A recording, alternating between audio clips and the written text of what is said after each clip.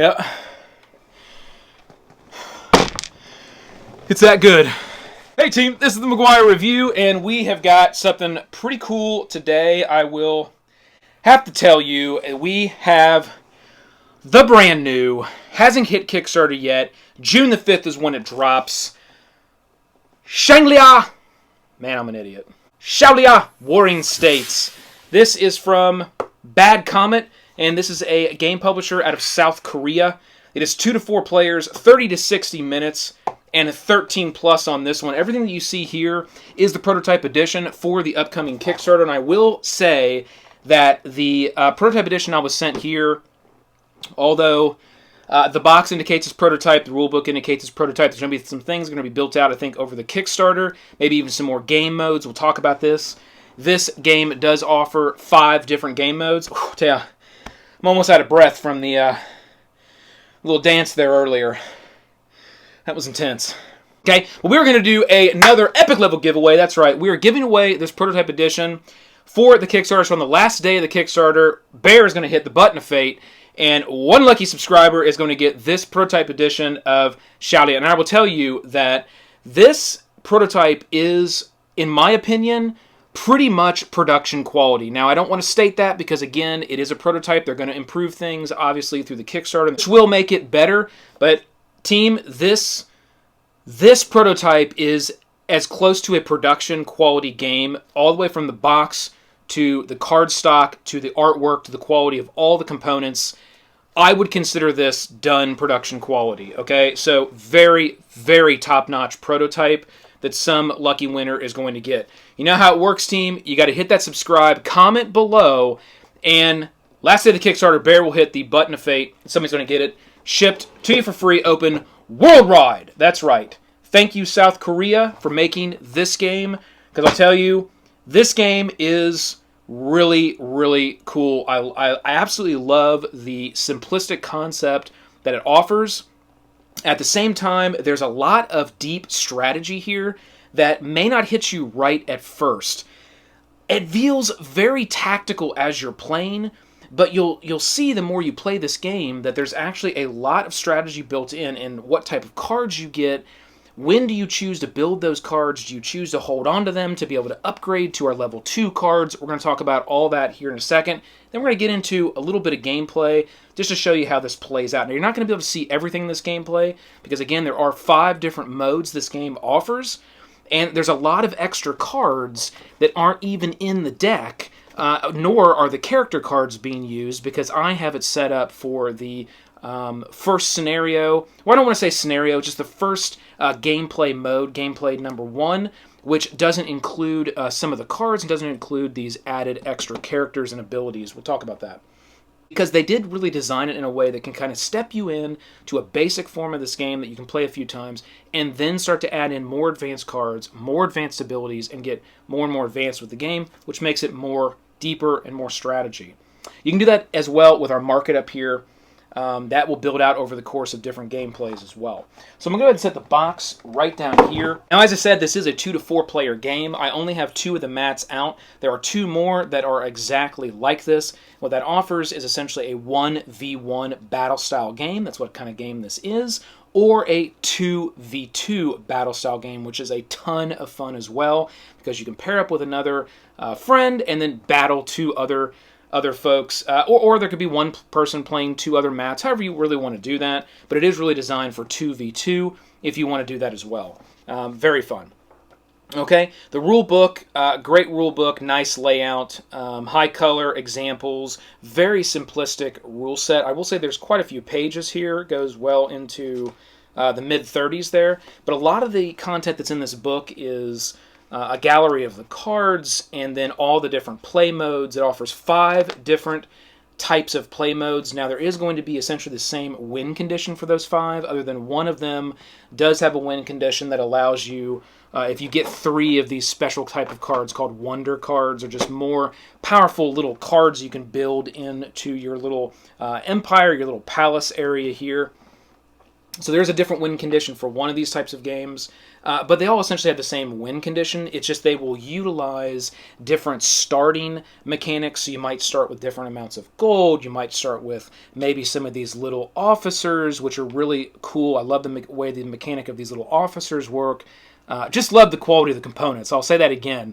This right here, these little hearts that are kind of, and we're going to get Bear's going to come in and get an overhead of all the components here in just a second. But these little hearts have tiny little cracks in them. I mean, just absolutely fantastic little heart component there to track the wounds on your various different things you're going to build out in your little area here, or your palace.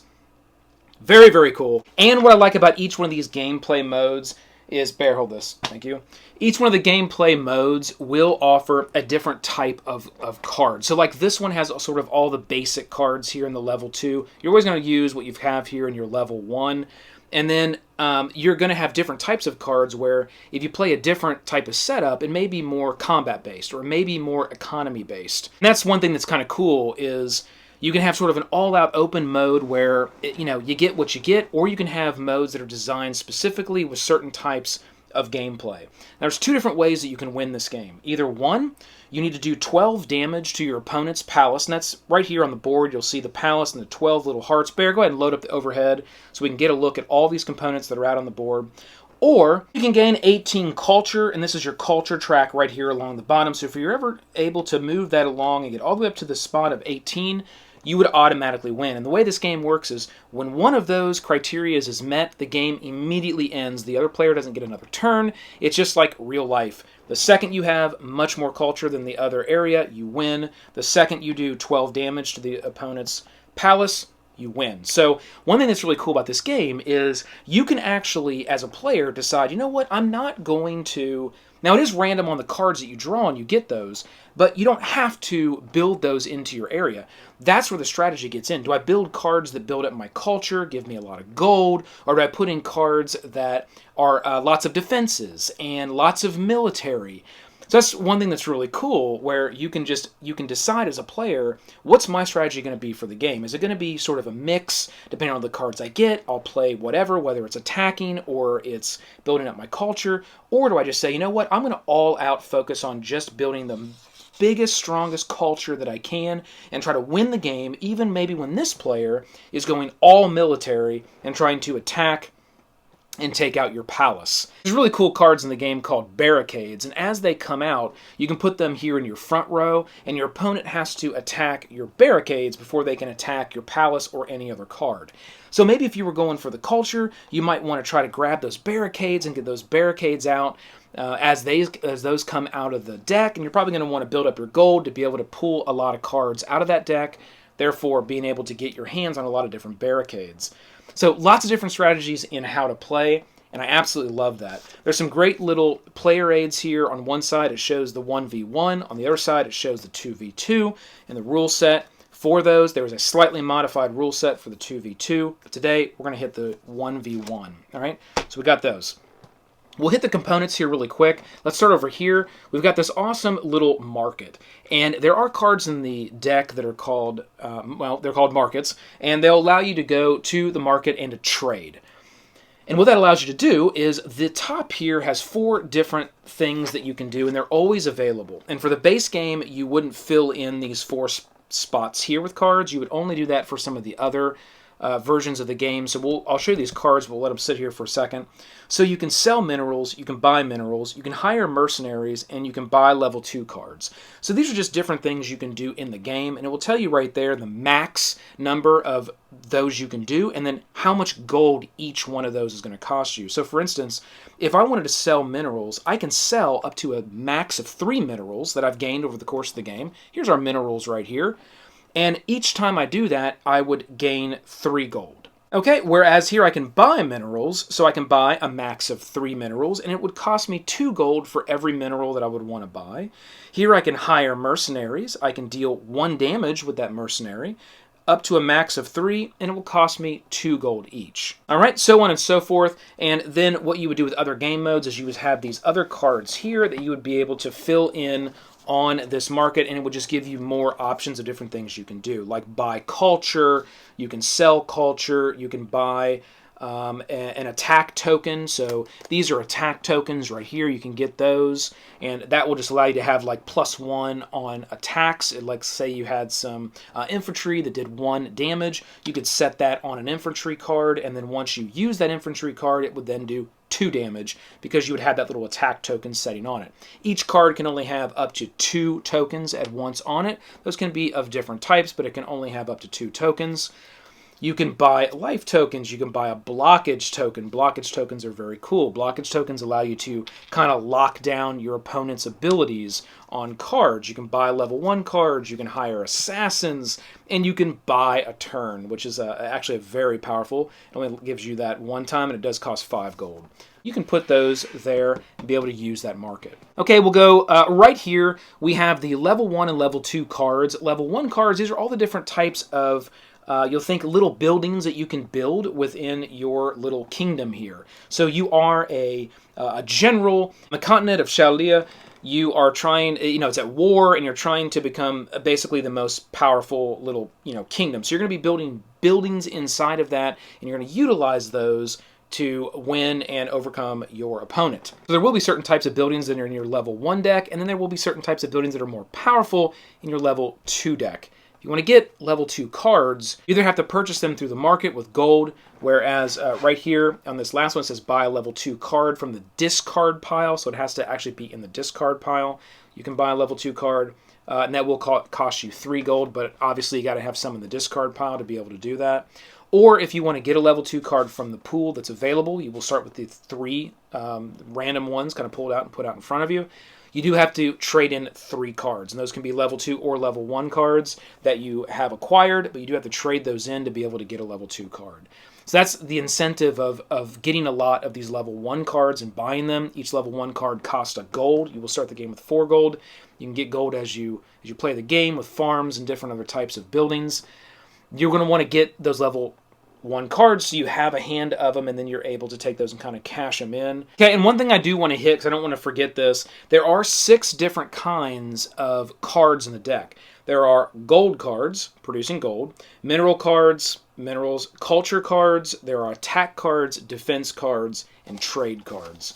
Now, as I said a little bit earlier, if you do get one of those defense cards, you do have to you have to build them right into the front row, and it's kind of like your front defenses. And again, this is not exactly how you would set up the board if you were playing. This person would be kind of across the table from you over here, so you would be looking right at each other's front lines, and you'd be able to very easily see those barricades that they would have up in front if they had barricades that they had purchased, got from the deck, and then deployed and built into their little kingdom here. Okay? So those are the cards. These little guys here are the officers, and they essentially form a mechanic that offset your dice. When it is your turn, you will take an action phase, and you'll roll these dice. Depending on what you roll, they will lock into different things on cards, and that's how you activate your cards and activate your abilities. And you can't activate any cards that you have just in your quote-unquote hand. Everything is available to the players except for the special character cards. It's the only thing that stays secret. We'll talk about that here in a second. But you don't have to play with those. It's kind of an optional variant. Definitely with this setup, you don't use those character cards because it's a more advanced mode. But everything will be available for anyone to see. And once you get something built, then you can place a die on a card, and every card can only take 1 different type of action. Now, there are some cards like this one here that do have 2 different abilities that card can take. However, you can only use one or the other on your turn. You can't activate them both. Okay, so you do have to choose which ability you want from the building per that turn based on kind of what's going on in the game. And that's where the officers come in, is they can modify that die by 1, either 1 up or 1 down. So it can make a 6, a 1, or it can make a 6, a 5. That might be very important if you need a specific die number roll to be able to activate an ability on one of these cards. Okay, so having a good little stockpile of these officers is always something that you want to do. It's a very good strategy to have these guys available because it gives you a lot of options when you roll these dice because you only got 3.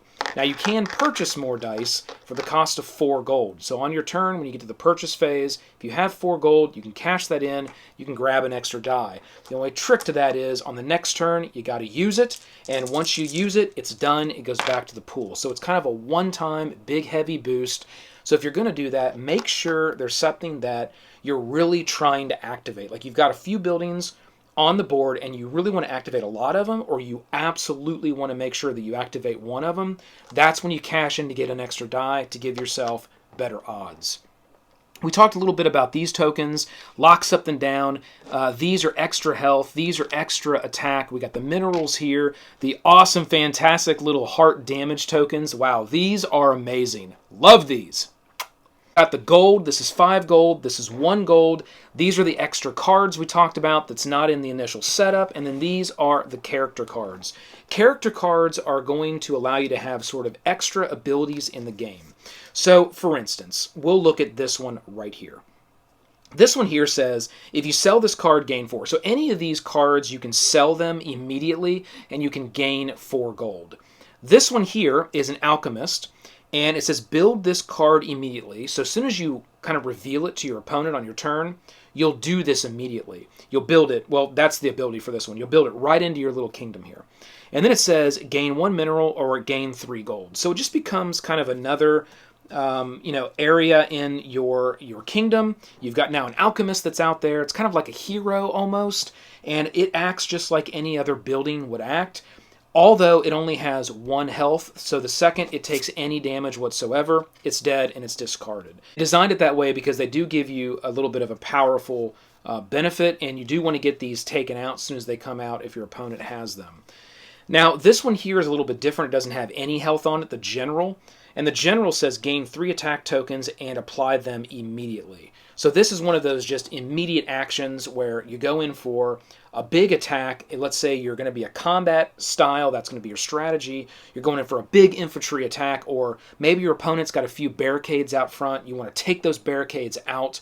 Then you can slap down your general and immediately do gain 3 attack tokens, which is a pretty powerful attack. And then you just discard this immediately to be done. Again, at any point in time, you can just cash this in for 4 gold, and I would say you'd only want to do that if you have no gold and you absolutely, like it's critical for you as a player to make a certain move. That's the only time I would cash these characters in for that gold. Okay, so the character card additions are really cool. I like that they did that. It almost gives you, like I said, sort of this hero feel where you can put out a hero into the battlefield and get some extra ability or extra attack. So that was a really awesome thing. Okay, we're going to get right into gameplay now. We're going to leave it set up the way that it's set up right now. This little thing right here indicates the active player, not necessarily the first player, the active player. So we'll just say that this player right here is kind of the first player that starts the game, the active player, and every turn it's going to switch to the other side, obviously.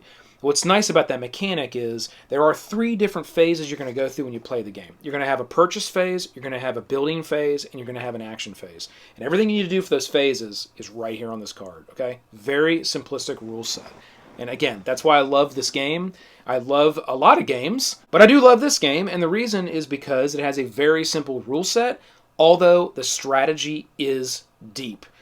Trust me, the strategy is deep on this one, especially when you start to get into some of these more advanced cards, and you're using the character abilities, and you have your market fully decked out. This game becomes extremely strategic, and it isn't just a tactical back and forth, back and forth. You will start to do things that are locked into your strategy of trying to win, and you really do feel like a general battling another general out there. Okay, one thing to note that is important is you, as a player, will not go through each one of these phases and then switch over and go through each one of these phases. This player will start and go through the purchase phase. Then this player will go through the purchase phase. Then the building, then the building, then the action, then the action. Then it will switch.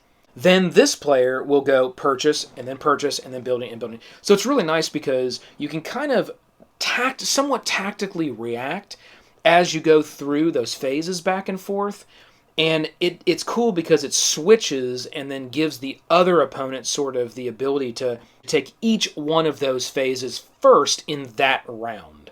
So I like that versus just allowing a player to go through all three phases and then all three phases. You can tactically react through the phases, but then build your strategy full round to round. And that's what I really like about the design that they've got in this one. And it really plays out well, and it's very balanced. We talked a little bit about, either going for that culture or going for the attack. I found that regardless of how you play this game, it's really a close, balanced game depending on what your strategy is. And some may say, well, you can't plan for certain things because let's say that you just needed some infantry and you wanted to go for some infantry, or you needed the barracks and you wanted to go for barracks. I've seen games that put those out, it's a stack of infantry, stack of barracks, stack of marks, and you can say, oh, I'm gonna go for this, and then I'm gonna go for this. I like the fact that it comes out of this deck randomly, and you have to kind of tactically react to what you're sort of acquiring and how best do you use what you're acquiring. It makes every game that much more fun, because if it was just all available, then and you would just say, okay, I'm going to go with this, you would probably define strategies that would be very easy if you played with the same person multiple times to know kind of what they were doing and how, what was their strategy and what kind of game were they playing, and then it would just end up getting boring over time.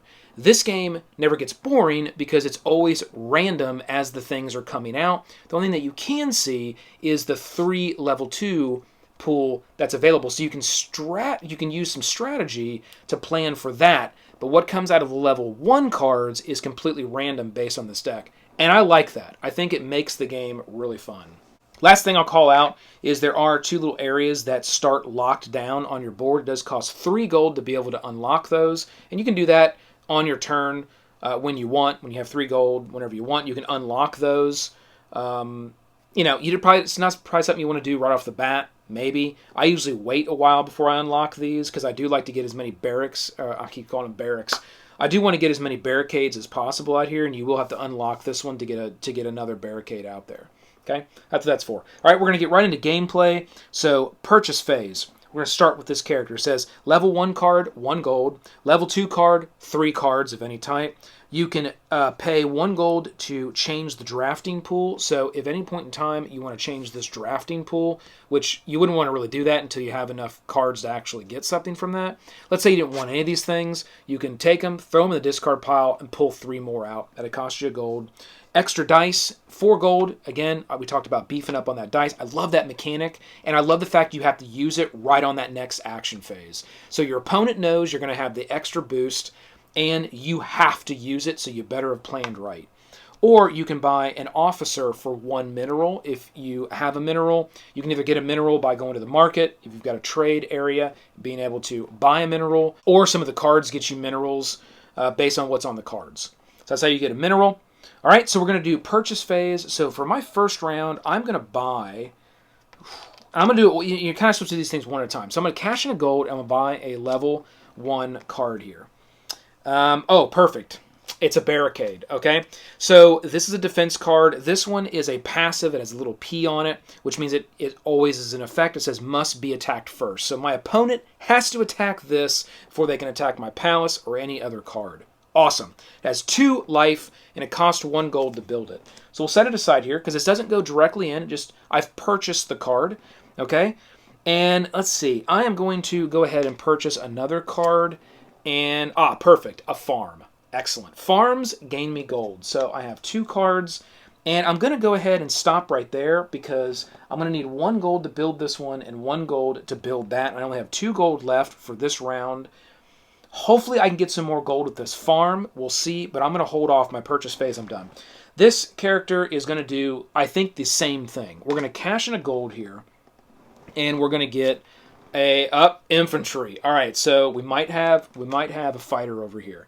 I'm going to go ahead and cash in another gold, and I'm going to get a barricade. Okay, very nice. And this player is actually going to cash in 1 more and get the no, that's the wrong deck. We're going to cash in 1 more, and we're going to get another card. It's another infantry. Okay, interesting. Now I've only got 1 gold left because I used 3 gold to purchase cards. So on my next purchase phase as a player, I could cash all 3 of these cards in and pick up one of these level 2 cards, but they're really expensive to be able to do, and none of them right now, other than this garden, if this player wanted to go for culture, this one here is a passive. It says gain 1 culture when a culture card activates on your territory. So, you know, this would be good to have gardens if you're going for the culture. I don't know. I've got these infantry. I may stick with that. And I know that my opponent does have a barricade, and I'm going to need that infantry to take that barricade out to get to their palace. Because more than likely, they're going to put that right in their front line. All right, now we're at the building phase. Back to this player. Pay building cost and consider building conditions. Pay 3 gold to unlock a locked space. We talked about that. Or defense cards must be built in the front row. So just kind of giving you a reminder, defense cards have to be in the front row. Now there's one other thing you can do in the building phase, it doesn't mention here, which is actually demolition. If there's a building that's in your area that you don't want anymore because you filled it up and then you got some more cards and you want to put other things in there, you have to demolish that card. So you'll just take the card out. You don't get anything for it. It'll just go away. You'll put it in the discard pile depending on which level it is. And then you'll put your new card in there if you're able to build it and you have the resources that you're able to do that with. Okay, I have 2 gold left and I am going to spend it both. I'm going to spend 1 gold and I'm going to build my barricade right there. And I'm going to spend my next gold and I'm going to build my farm right there. Kind of tuck it back in that corner there.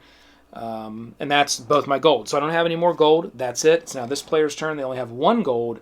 I'm going to get I know my opponent doesn't have any infantry, so they can't attack. So I'm going to go ahead and get my infantry out and put my infantry right there. And that's going to cost my final gold. And now we're done with the building phase. Back to this player. Action. Every card can be activated only once. We talked about that. We gain 1 gold for every card we destroy of our opponents. And there's a maximum of 2 status tokens of the same kind that can be placed on a single card. And the first player changes after the round finishes. So it just tells you everything else you need to do there. So we're going to grab our action dice, we're going to roll those dice, and we're looking for a 4 to activate our farm, or right down here on the palace, we didn't talk about this, the palace does have 3 little actions that it can do at any point in time on your turn.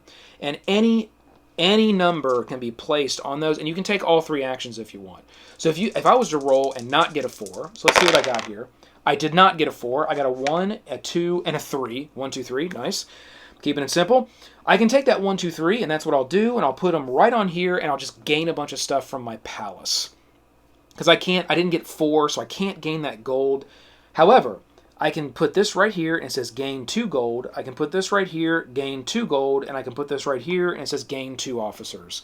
So I can grab 2 officers, and I can grab 4 gold. So that's pretty good. We've got 4 gold now for this player.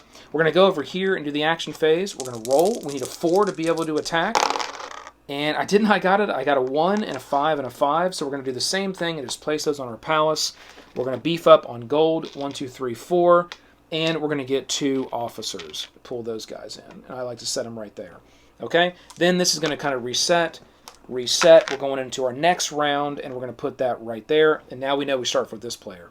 So we're going to purchase. We got 4 gold. Okay, we got 2 cards. I'm going to go ahead and purchase 1 more card. Ah, nice. It's a market. Okay. That's going to cost me 1 gold, and then I'm going to stop right there. This player has got 4, let's see, 1, 2, 3, 4 gold. I'm going to purchase a card for 1 gold. And that is a school, so I gain 1 culture. Perfect. I'm actually going to purchase another card, and I'm going to get a blacksmith. Nice. And that gained 1 mineral. Perfect. Minerals help me pick up my officers. That's all I'm going to do. We're now going to go to the building phase. So I have 3 gold, and I'm going to build all of these. So I'm going to build my barracks right here. That's going to cost me a gold. I'm going to build another, I'm going to get another infantry out. That's going to cost me a gold, so I'm really beefing up there. I should be starting to get nervous because we got infantry coming in here, and then I'm also going to get this market out, which allows me to trade. Now, it's not going to benefit me right now because I don't have anything really bulked up to probably be able to trade. So, but I want to go ahead and get it out there because it's always good to have a market. Now we're going to go here and we're going to build. Let's get, I'm definitely going to get my school out there, which is going to give me that culture. That's going to cost me a gold. And I'm going to get that blacksmith out there. That's going to gain me minerals, and that's going to cost me a gold. So now everybody's broke, but we got cards out on the board. We're going to go here for our action phase, and we got lots of options now. 3s, 4s, 5s to get any of this kind of stuff. We're going to go, and we got a 4, and we got a 3, and we got a 6. I think what I'm going to do here is, let's see, on my trade, I don't think there's anything I can trade. I can't sell minerals. I can't buy minerals. I can't hire mercenaries. I can't buy level 2 cards. There's nothing that I can do because I don't have any gold. Maybe I should have kept a couple of those golds and went for the mercenary, but I didn't do that. I'm going to lock my 4 in right here, and that's all. No, you know what? I'm going to cash in one of my officers. I'm going to make this 6 a 5 and activate this infantry as well. That's what I'm going to do. And then I'm going to take this remaining die, and I'm going to gain 2 gold. So I'll go ahead and gain my 2 gold. All right. I then will activate, dealing 1 damage to my opponent. I have to attack the barricade first, so I'll go ahead and I'll put that little marker there. I then will activate an infantry and deal 1 more damage to the barricade, giving the 2 damage required. So now that barricade has been destroyed, it'll go in the discard pile here, and this character will gain 1 gold for destroying a card on my mat. And that's everything that would happen there in the action phase. Now we're going to go here for the action phase to finish this round. I'm going to roll my 3 dice. I've got some guys here to help. Let's see what I get. I got 3 4s. Wow. Okay. So I can use a 4 there. I can use a 5 there. I can use a 5 there. You know what I'm going to do? I'm going to put this 4 right here, and I'm going to gain 3 gold. That'll get me my gold. Okay. I'm going to utilize a officer to change this 4 into a 5, gaining myself 1 culture, and I'm going to utilize another officer to change this 4 to a 5, gaining myself 1 mineral, which is good because I can use those minerals to cash in and buy more officers when we get into the purchase phase in the next round, which I definitely will. Okay, and that's the end of the action phase there. We're now going to reset the dice, and we're going to go back now to this player. So we're going to go 1 more round here. Then we're going to call it quits for this demo. All right, so we're going to start here again, purchase phase. We got 3 gold and a mineral. Interesting. I'm going to cash that mineral in, and I'm going to buy a little officer here because I want to make sure I've got some officers, and I don't know what I'm going to roll. I may not want to go with officers here, and might as well just cash it in, be able to spend it there. And I'm going to purchase 2. I'm going to purchase 2. So I got another farm, and you know what? I don't necessarily want another farm, so I'm probably going to use that to cash in for a level 2 card. I'm going to use 1 more gold to purchase another card, and this is another farm. So I'm not going to activate those. I'm actually going to keep those in hand this time because that will allow me to have some cards maybe for the next round to start getting into these level 2 buildings, which would be very good. Now we're going to go over here. I'm going to purchase a level 1 card. It's a barricade, and I will stop right there because I have an officer. I need 1 gold to get the barricade out, and I wouldn't mind having just another gold to hang on to. We're now going to go to the building phase. I'm not going to build anything, so I'm calling it. I'm done. We go here. This player is going to cash in the single gold and get another barricade out. So now they have 2 barricades and 2 infantries. This is not looking good for this player. I might at this point want to start thinking about my strategy of going towards the culture. I don't know. We'll see how the cards flow. All right, that's the build phase there. Now what we're going to do is we're going to go to the action phase, and I'm going to roll the 3 dice. 3 die. Let's see. Now, I didn't have enough gold to buy an extra die, so that's okay. So we got a 5, and we got a 3, and we got a 1. So I can make this 1 a 6. Doesn't benefit us. I can make the 3 a 4. That benefits us. I can make the 5. Interesting. You know, I'm going to lock the 5 into gain a culture, and we're going to do that there. I'm going to make this 3 a 4 and gain 3 gold. That's going to beef up my gold a little bit. And then I'm going to use this last one here to put right here for my palace and gain 2 officers. So that'll kind of set my officers up again. And that's what I'm going to do for my action phase. It is now over. There was no, and that's what I like about this game. It isn't like every time it's your action phase, you're taking your little engine that you're building and you're just attacking with it. You're doing whatever you need to do with the engine that you're building. And that's why I like this game. It gets a lot of fun as you go round to round and you really have a full deck of cards, and as you're rolling, what abilities do you activate based on what you think your opponent's going to do when it gets to their turn within that phase. So now we're going to go the action phase for our opponent. They're going to roll. They got wow, 3 4s again. Wow, that is 2 times just in this one video I've rolled 3 4s. 4 4 4. That is awesome. 12 is the magic number.